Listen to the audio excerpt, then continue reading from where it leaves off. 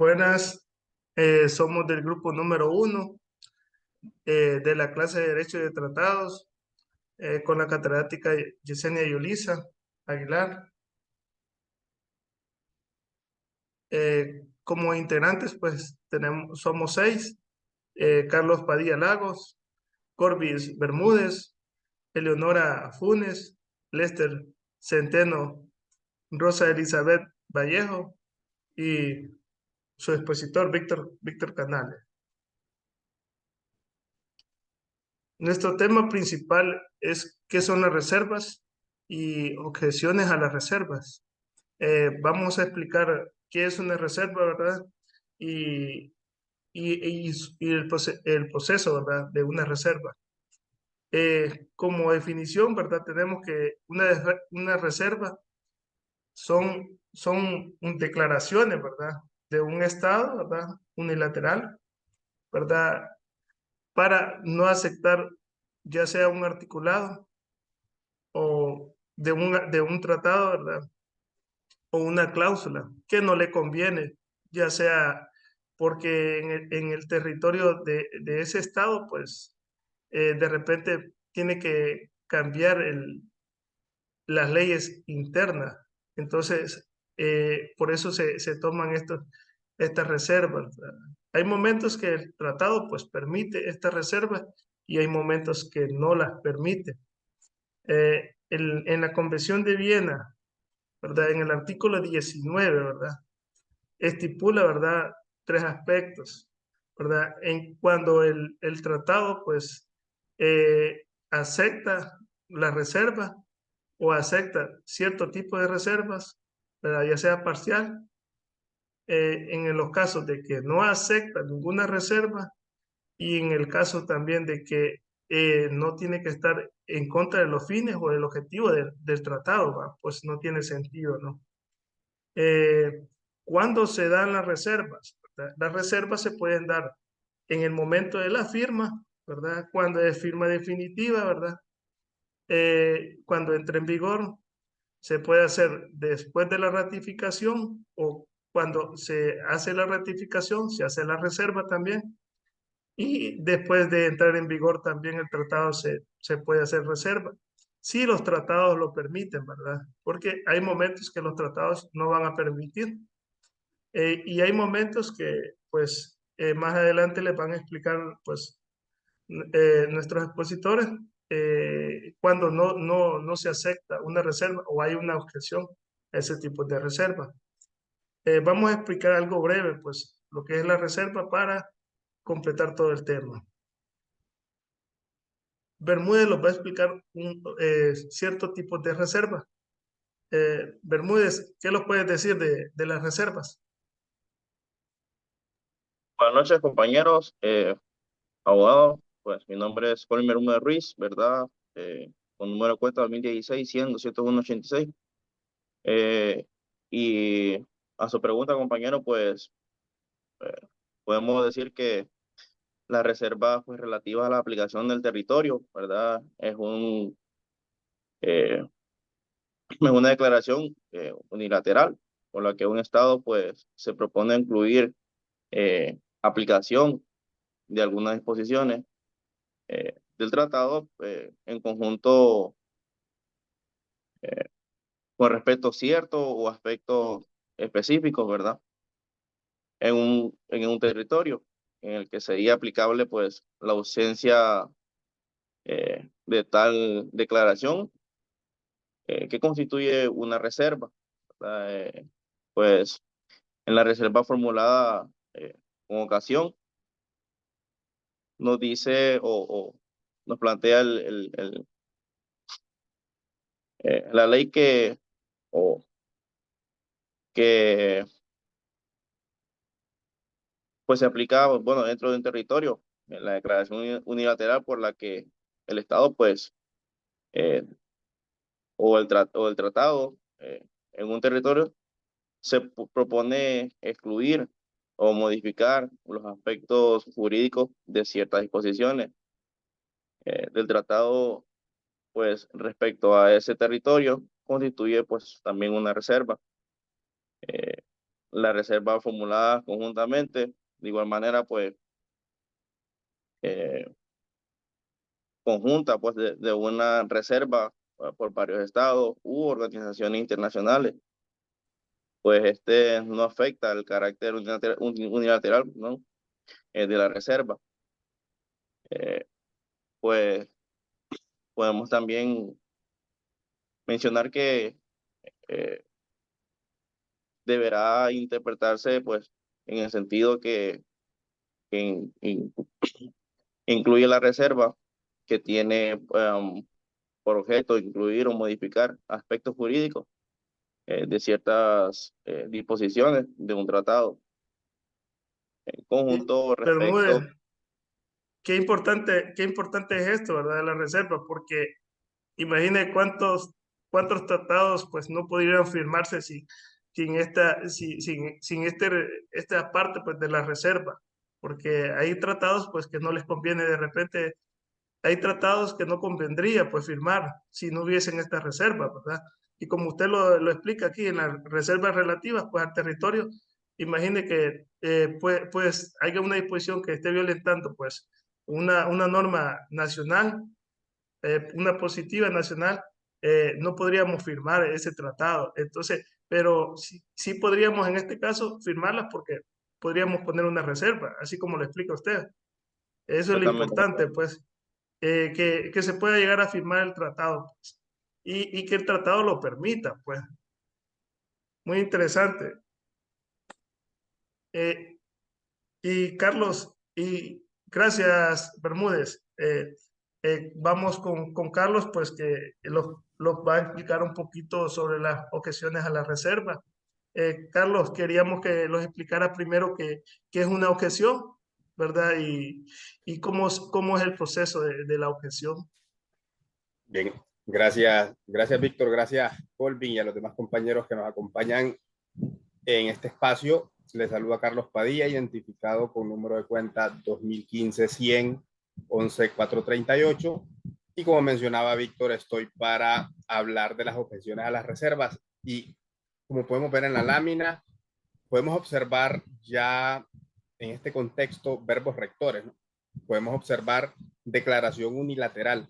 Ya esto nos, de entrada, con simplemente leerlo, nos señala algo.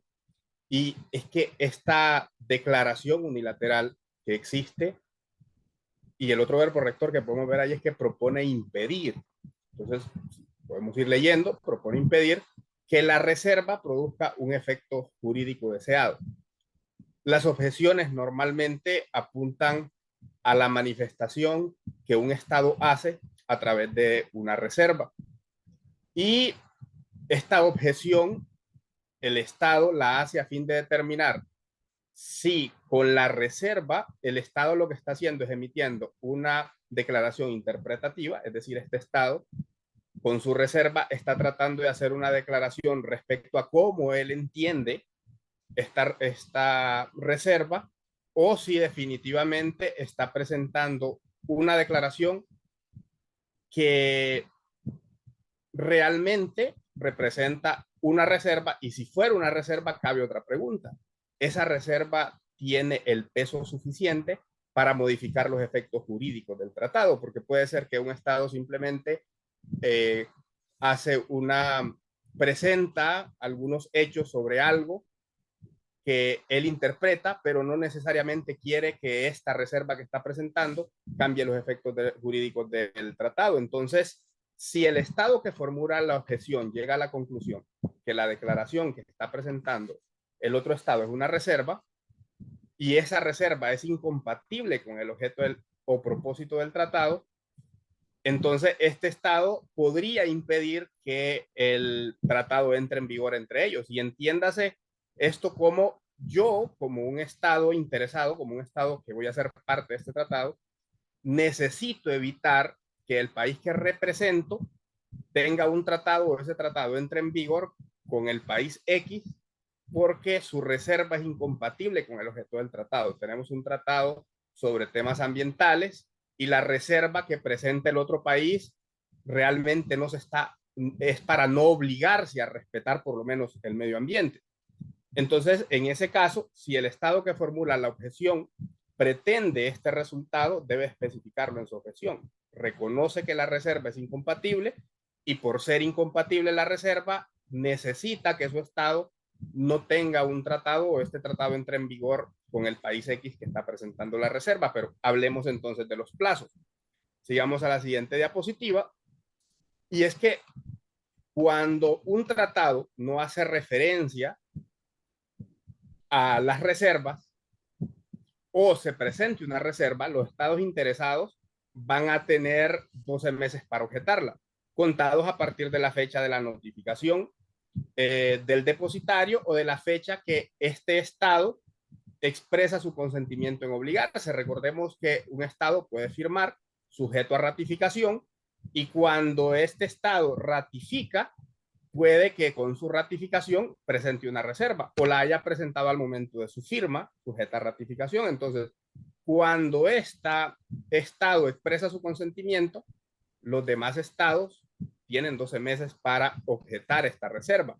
Pero esto no termina ahí, porque es posible que un estado interesado notifique al secretario general la objeción de un tratado después del plazo de los 12 meses. Y en este caso, el secretario general lo que va a hacer es distribuir una comunicación a los demás estados interesados. Y esto no es nada raro, ya que muchos estados han formulado reservas al Pacto Internacional de Derechos Civiles y Políticos, imaginen, en 1966, y a la Convención sobre Eliminación de Discriminación contra la Mujer de 1979, porque puede que cuando firmaron el tratado, había en ese entonces todavía, póngale un ejemplo hipotético, las mujeres aún no podían elegir y ser electas. Pero en este caso, cuando las leyes internas o cambian en un país, ellos sin duda pueden presentar una reserva sobre algún tratado o alguna objeción sobre alguna reserva y condicionar sus obligaciones con arreglo a los tratados y a los requisitos jurídicos internos. Entonces, esas reservas a su vez han recibido también algunas objeciones. Entonces, no implica que independientemente que no presenten a su momento de su ratificación o lo demás, los estados en cierto sentido no puedan hacer algún tipo de reservas que tengan que ver con algunos derechos y garantías. Lo importante en señalar también con esto es que toda objeción hecha por un estado contratante a una reserva no va a impedir, ya lo mencionaba Colvin, la entrada en vigor de los tratados entre ambos estados. Y si se considera que una reserva ha sido aceptada por un estado cuando éste no ha formulado ninguna objeción, la reserva dentro de esos 12 meses se sobreentiende que si he presentado una reserva y nadie la ha objetado y pasan esos meses, entonces tácitamente los otros estados lo están aceptando. Y hablando de objeciones, si nos vamos a las objeciones en la siguiente diapositiva, un estado también puede presentar objeciones basándose en disposiciones de la Convención de Viena que el compañero ya bien mencionaba, y lo puede hacer para dar por terminado, para retirarse de un tratado o para suspender la aplicación de este tratado. Entonces, en las notificaciones que este estado proponga, debe también proponer qué medida se va a adoptar. Si después del plazo en que este estado presente sus medidas a utilizar sobre este tratado no hay ningún tipo de objeción, entonces el estado va a adoptar la medida que haya propuesto. Y si por el contrario, cualquiera de los demás partes ha formulado una objeción, las partes involucradas en una controversia que sea susceptible a poner en riesgo, ya sea el mantenimiento de la paz, la seguridad internacional, deben buscar las soluciones mediante negociación, alguna conciliación, según lo que manda el artículo 33 de las Cartas de las Naciones Unidas. Y con el tema del procedimiento de formulación y esa motivación que deben tener las objeciones, porque es posible que una objeción deba indicar el motivo por los cuales se formula. Y como podemos ver, no es exigible que un estado confirme una objeción formulada ante una confirmación formal de una reserva. Implica que una objeción a una reserva por un estado o una organización internacional antes de la confirmación de la reserva no tendrá que ser confirmada. ¿Qué indica esto? Si un Estado parte firma sujeto a ratificación y cuando firma lo hace con una reserva y a su vez recibe una objeción cuando el Estado parte ratifica su intención de obligarse en el tratado, la objeción presentada no tiene que ser confirmada porque simplemente ya fue presentada. Lo mismo aplica cuando Carlos, una objeción... Sí. disculpe, fíjense que queríamos ver cómo Rosa nos puede explicar, pues, en este caso de las reservas, pues, cómo se lleva en el caso de Honduras, pues, en lo interno, cómo podríamos elaborar, pues, una reserva para que vayamos abordando, pues, y que vaya acorde a lo que usted está explicando, pues. Entonces, Rosa, ¿nos puede explicar un poquito sobre eso? Sí, buenas noches, abogada y compañeros. Mi nombre es Rosa Elizabeth Vallejo. Mi número de cuenta es 2020-300-814. Bueno, a mí me tocó hablarle de los cuales los procedimientos se ratifican que se debe realizar a lo interno de Honduras para un tratado que tenga vigencia. La ratificación representa un compromiso jurídicamente vinculante de acatar las disposiciones del tratado. En las ratificaciones, el Estado primero firma y luego ratifica el tratado. Los procedimientos oficiales para la ratificación varían según los requisitos legislativos de las naciones del Estado.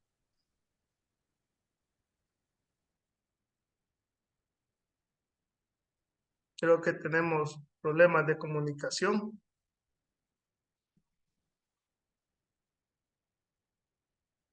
Vamos a ver si se conecta un poquito, Rosa.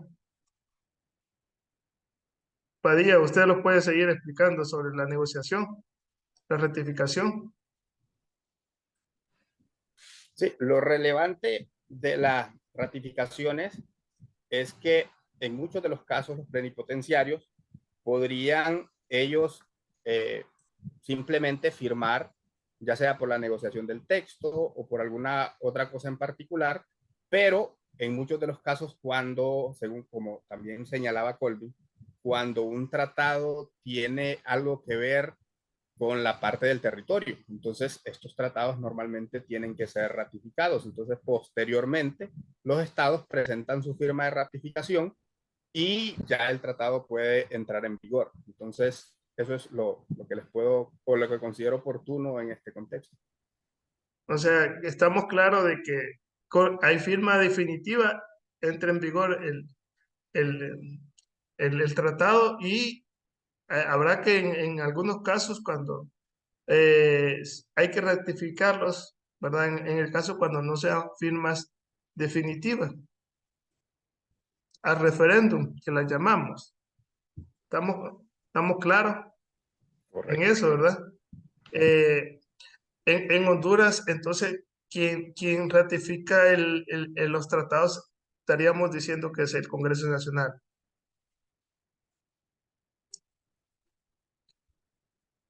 O también puede ser el Poder Ejecutivo. ¿Qué opinan, qué opinan ustedes? O ambos pueden.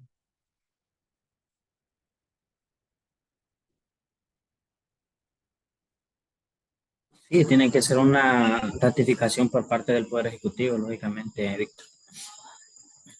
Va a depender, creo yo, que del tipo de tratado, ¿verdad? Qué tan amplio sea para ver si el Poder Ejecutivo, va a decir, con la firma del Poder Ejecutivo, pues podríamos ratificar ese tratado, ¿verdad? Y algunos, pues creo yo que sería necesario que el Congreso Nacional, ¿verdad? Ratifique eso, ¿verdad? Esperemos que la compañera, pues, Rosa, pueda volver. Eh, bueno, nos puede explicar un poquito. Bueno, ya tenemos la comunicación de Rosa, a ver si los amplía un poquito más el tema de la ratificación interna del país. Rosa, Ya estoy de vuelta. sí, los puedes seguir explicando un poquito más. Estábamos ahí conversando de que si es necesario que el Congreso Nacional firme con el Poder Ejecutivo simultáneamente o no es necesario para Claro que es ratificar. necesario. Primero tiene que pasar al Congreso Nacional y luego pasa al Poder Ejecutivo. Posteriormente regresa al Congreso Nacional para así ser llevado a la firma del presidente de la República. Y el artículo 16 de la Constitución de la República nos habla que todos los tratados internacionales deben ser aprobados por el Congreso Nacional antes de su ratificación por el Poder Ejecutivo. Los tratados internacionales celebrados por Honduras con otros estados, una vez que entran en vigor, forman parte del derecho interno. Es, ahí está la respuesta a lo que usted me estaba preguntando, que si tiene que ser firmado por el Congreso Nacional. Claro que sí, primero tiene que ir al Congreso Nacional para posterior ir al Poder Ejecutivo. Sí, estábamos con esa duda, la verdad, estábamos consultando eso, pues, pero como usted es la experta, pues ya los aclaró pues perfectamente. Muchas gracias, Rosa. Vamos a darle el paso, ¿verdad?, a la siguiente compañera para que los explique, ¿verdad?, en algunos análisis de algunas reservas, ¿verdad?, ya sea de Honduras o de otros países, ¿no? Tenemos en el uso de la palabra, ¿verdad?, a la compañera Eleonora.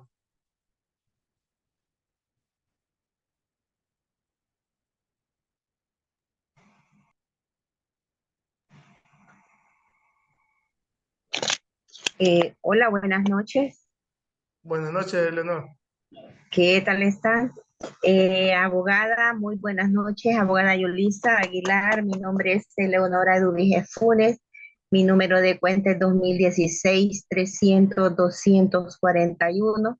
Y en este caso, pues, aportando al tema de la reserva, voy a permitirme hablar sobre las dos investigaciones que me fueron asignadas de las reservas y explicar qué razones hay.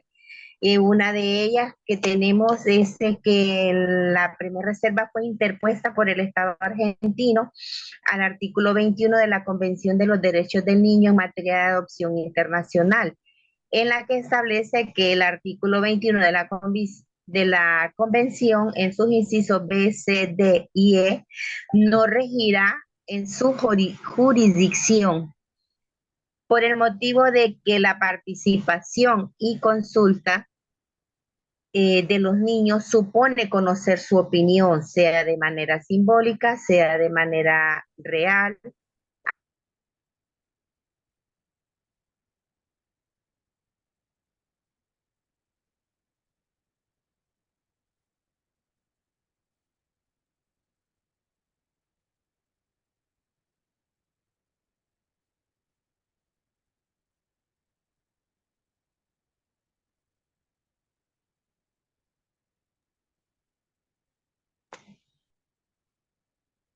Creo que estamos teniendo problemas con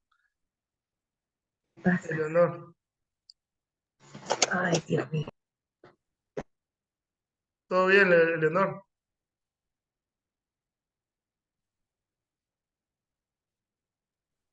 perdón.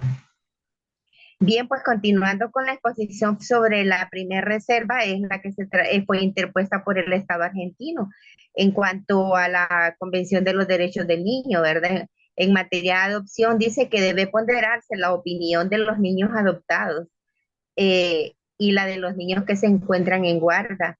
Expresiones que se hacen extensivas a las leyes y políticas en la materia, aclara que la relación entre el gobierno y el niño debe ser directa y no simplemente una relación por conducto de una ONG.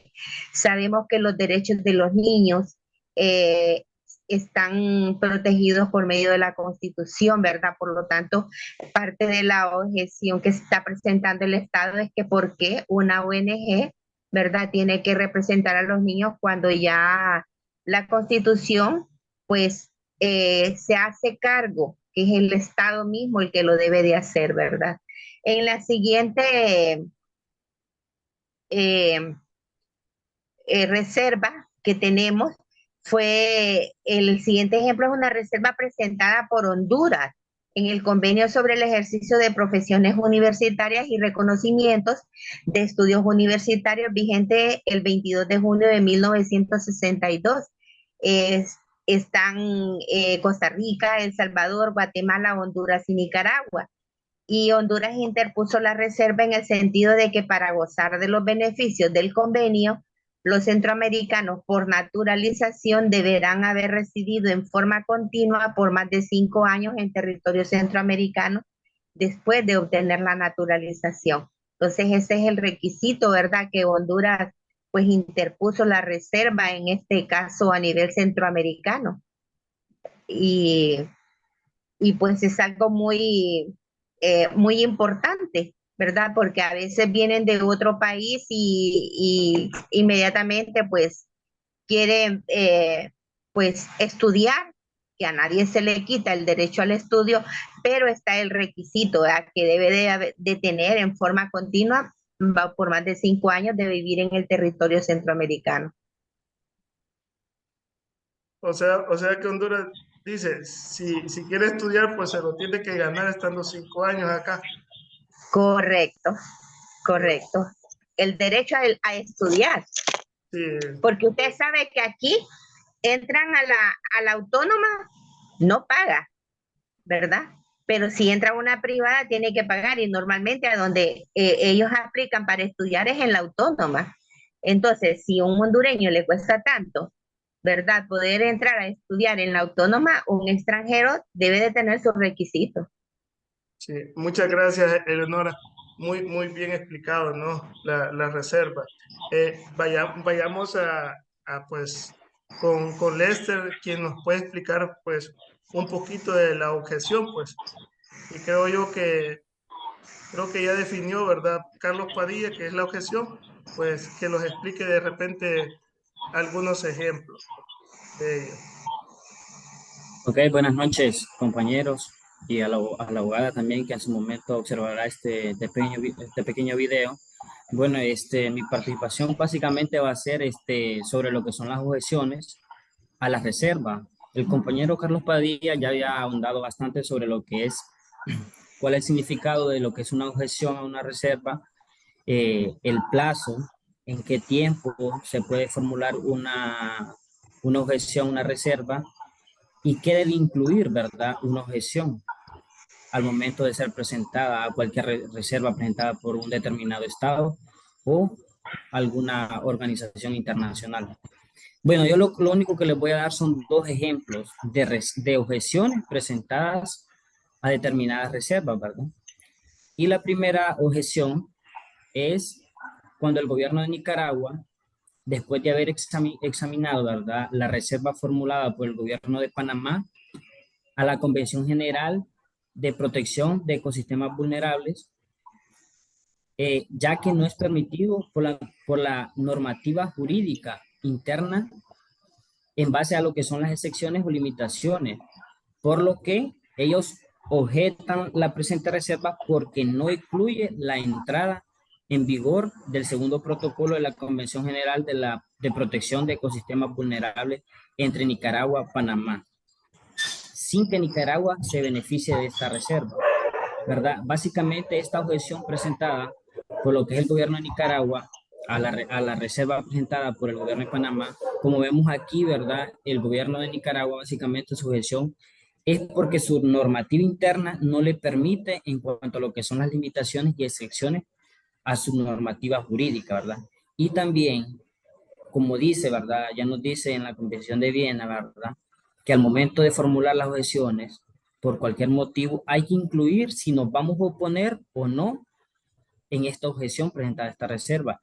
Y en este ejemplo, en esta objeción, ¿verdad? Esta objeción de Nicaragua, ¿verdad? Dice que no incluye la entrada en vigor de dicho tratado. O sea que el tratado siempre va a entrar, pero la objeción ellos la están presentando. Como segundo ejemplo, ¿verdad? Tenemos también, ¿verdad? Cuando el gobierno de Honduras consideró, ¿verdad?, que las reservas formuladas por el Estado de Guatemala en relación con el artículo 3 de la Convención General de Protección de Ecosistemas Vulnerables no es compatible al referirse a la valija diplomática cuando en realidad son todos los entes reguladores del medio ambiente los que están involucrados en la protección de los ecosistemas en general, ya que como dice que la diplomacia es incompatible con el objeto y el propósito de la presente convención. También agrega esta objeción, ¿verdad?, que no impide la entrada en vigor de la convención entre Honduras y Nicaragua, ¿verdad? De igual forma, aquí vemos cómo Honduras presenta esta objeción a las reservas formuladas por Guatemala. Y su gestión básicamente es que menciona que la diplomacia es incompatible con el objeto y propósito de dicha convención. Y para finalizar también, agrega que dicha objeción no va a impedir la entrada en vigor de la convención entre Honduras y Nicaragua. O sea Básicamente. que sí hacen la objeción, pero el tratado pues entra en vigor. Exactamente. ¿Es correcto? De ser posible, Muy- también lo puede mencionar también que si, por ejemplo, en esta última objeción, Honduras pudo haber mencionado que no entra en vigor esta reserva, sí, ¿me entiende? Pero en esta objeción él está permitiendo que sí entre en vigor esa convención entre Honduras y Guatemala. Si la objeción, como dice, pues tiene fundamento, pues la reserva entonces no entraría en vigor o Exactamente. estaría aceptando pues el tratado tal y como estaba. Exacto. Lo importante, Víctor, ahí es que la objeción ya está manifestando que no impide la entrada en vigor. Entonces, las objeciones no impiden la entrada en vigor de las reservas y de los tratados cuando lo manifiesta dentro de su objeción. Entonces, sí, en este caso no sería ningún problema. Perfecto. Bueno, y con esto pues concluimos nosotros pues nuestro tema pues de reserva y objeciones, ¿verdad? Y de algunos ejemplos, pues para mí fue un placer estar con ustedes, ¿verdad? Y espero pues que sea de satisfacción para todos los oyentes, ¿verdad? Y la audiencia que puedan visualizar el video y pues que me alegra pues que la verdad que los conocemos a través de estos tipos de trabajo, pues ya que en otros momentos pues no los podríamos conocer. Y un abrazo a la distancia a todos y cada uno, pues. Y ustedes, es un placer estar con ustedes. Muchas gracias. Muchas gracias. Gracias igual a todos ustedes por su colaboración.